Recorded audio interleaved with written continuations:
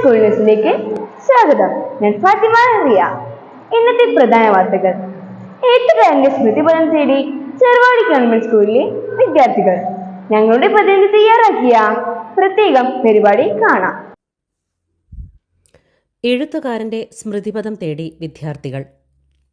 Cheruvadi government higher secondary സ്കൂളിലെ 9ാം തരത്തിലെ കുട്ടികളാണ് മലയാള അടിസ്ഥാന പാഠാവലിയിലെ ശാന്തിനികേതനം എന്ന പാഠത്തിന്റെ പ്രവർത്തനവുമായി ബന്ധപ്പെട്ട് ലോകസഞ്ചാരിയും എഴുത്തുകാരനുമായിരുന്ന എസ്.കെ. പൊറ്റക്കാടിന്റെ നാടൻ പ്രേമം എന്ന നോവലിന് പശ്ചാത്തലമായ മുക്കത്തെ ചെറുപുഴയും ഇരുവഴിഞ്ഞിയും സംഗമിക്കുന്ന എസ്.കെ. പാർക്ക് സന്ദർശിച്ചത്.